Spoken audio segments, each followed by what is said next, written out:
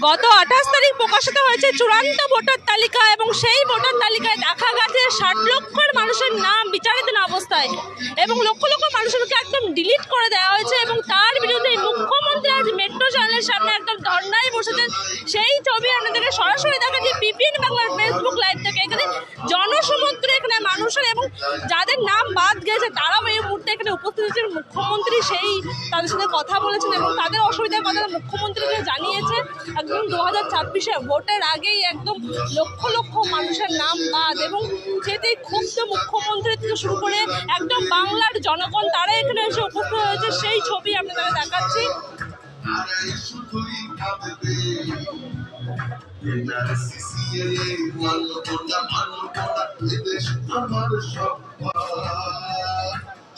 এবং মুখ্যমন্ত্রী থেকে শুরু করে আরো যারা নেতৃবর্গ আছেন, অভিষেক বন্দ্যোপাধ্যায়, সবাই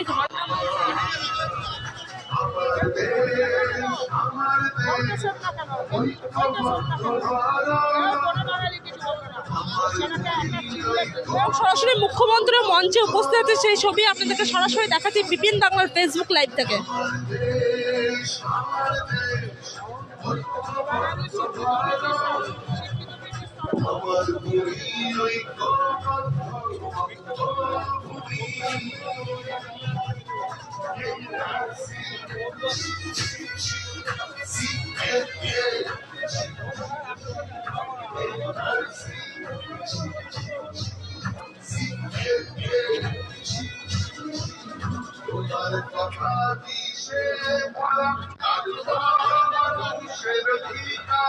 অর্পণ তো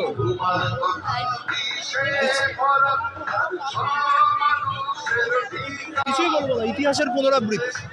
2006-এ মমতা বন্দ্যোপাধ্যায় এই ভূমিতেই আন্দোলন করেছিলেন সিঙ্গুরের কৃষক, জমিহীন ভূমিহীন কৃষকদের অধিকার রক্ষার স্বার্থে। আজকেও তিনি আন্দোলন করছেন গোটা দেশের মানুষের ভোটাধিকার সংরক্ষিত করার স্বার্থে। সেদিনের আন্দোলনে 2011-র বাংলা পরিবর্তন সাক্ষী থেকেছিল।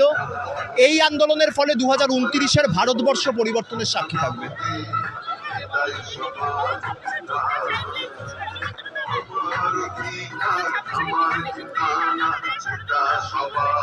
কোনো ষড়যন্ত্র করে লাভ নেই।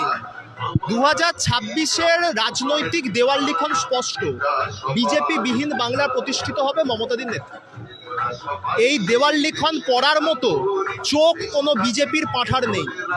ওগুলো পাঁঠা, ওগুলো ছাগল হলে দুধ দিত, ওগুলো পাঁঠা, ওদের কোনো উৎপাদনশীলতা নেই। ওরা দেখতেও পাচ্ছে না এই দেওয়াল।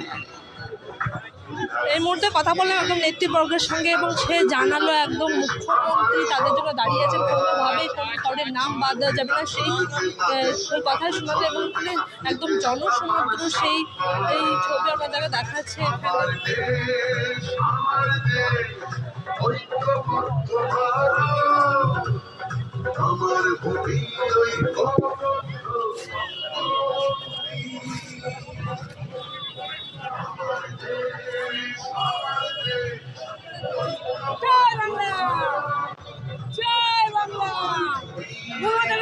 আবার আসবে, আবার সেই হাই ছড়ি আসবে আমাদের পশ্চিমবঙ্গে।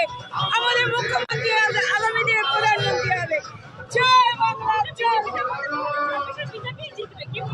না, বিজেপি কখনো আসবে না।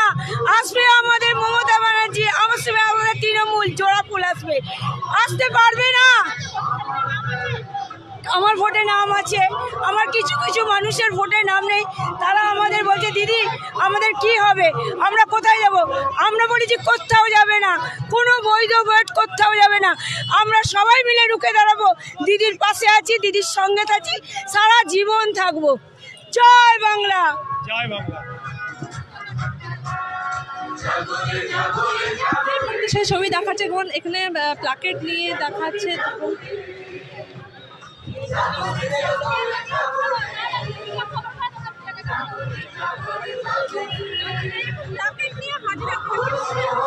দেখুন, প্রথমত আমি এখানে একটাই কথা বলবো যে নতুন করে আর কি বলবো। আজকে এখানে আপনারা দেখতে পাচ্ছেন যে দুটো লাইন লেখা আছে। এই দুটো লাইনের মাধ্যমে একেবারে যে বিষয়টা স্পষ্ট হয়ে উঠে আসছে দিনের আলোর মতো যে বিষয়টা একেবারে স্পষ্ট যে বিজেপি এবং ইলেকশন কমিশন চক্রান্ত করে বাংলার সাধারণ মানুষের নাম ভোটার তালিকা থেকে বাদ দেওয়ার একটা ভয়ঙ্কর চক্রান্ত তারা করেছে। এবং এই চক্রান্তের মাধ্যমে আমরা দেখেছি এসআইআরের লাইনে ঘন্টার পর ঘন্টা যারা বাংলার সাধারণ মানুষেরা দাঁড়িয়েছে, তারপরে সেই লাইনে দাঁড়ানোর পরে অনেক মানুষ বিভ্রান্ত হয়েছে, বিব্রত হয়েছে, বিরক্ত হয়েছে এবং তাদের ওপরে যে মানসিক চাপ সৃষ্টি হয়েছে তার মাধ্যমে একাধিক মানুষ মারা গেছে। আজকে একটা পরিবারে যদি একজন মানুষ রোজগার করে, সেই মানুষটা আজকে যদি এই এসআইআরের জন্য মানসিক চাপের কারণে মারা যায়, তার পরিবার কি পথে বসে পড়বে না? এই ভয়ঙ্কর সত্যিটাকে আমরা কেউ অস্বীকার করতে পারি না। তাই বিজেপির এই চক্রান্তের বিরুদ্ধে মমতা বন্দ্যোপাধ্যায়ের ডাকে আজকে এসপ্ল্যানেড মেট্রো চ্যানেলে আমরা হাজির হয়েছি। আমাদের একটাই লক্ষ্য, মমতা বন্দ্যোপাধ্যায়কে চতুর্থবারের জন্য মুখ্যমন্ত্রী আসনে প্রতিষ্ঠিত করা এবং বাংলা বিরোধীদের এই চক্রান্তকে আমাদের বাংলার মাটিতে ধূলিসাৎ করে দেওয়া।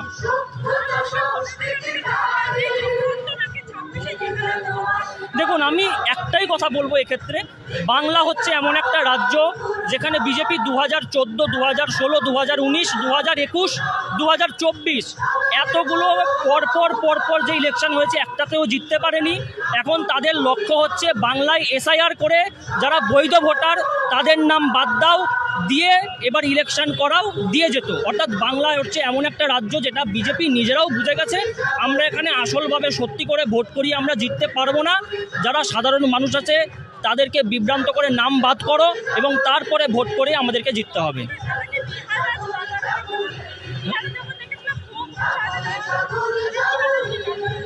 আরে বিহারে তো আমরা দেখেছি রেসিডেন্সিয়াল সার্টিফিকেট এসছে কুকুরের নামে, ডগি ভাইয়া।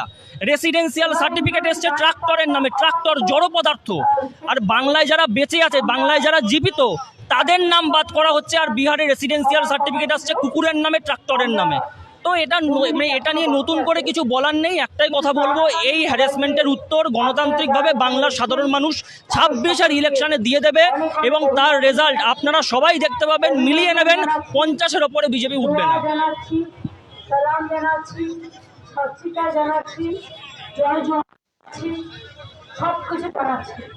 আপনারা সকলে ভালো থাকবেন।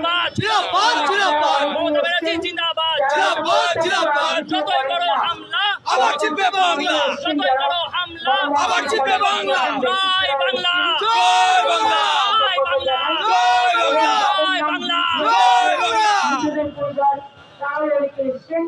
এছাড়াও এভাবেই দেখালাম যে সুতরাং আমরা আমাদের প্রোগ্রাম 4টে এবং সেই ছবি আপনাদেরকে দেখাচ্ছি, প্রায় জনসমুদ্র এবং মুখ্যমন্ত্রীর সমর্থক সারা বাংলার মানুষ, সেটা আর বলার বাকি থাকে না। এবং সেই মানুষের বক্তব্যই আপনাদেরকে শোনালাম এবং যেই লক্ষ লক্ষ মানুষের নাম বাদ গেছে তারা উপস্থিত আছে এবং বাংলার মানুষের এত সমর্থন এবং মুখ্যমন্ত্রী ধর্নায় বসেন তারা সফল হবে সেই দাবি তারা বারবার জানাচ্ছেন।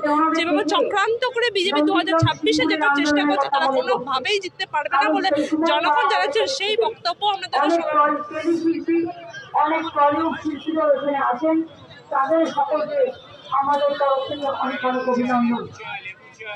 এখন আপনাদের সামনে বক্তব্য দিয়ে শুরু করবেন কল্যাণ ব্যানার্জি।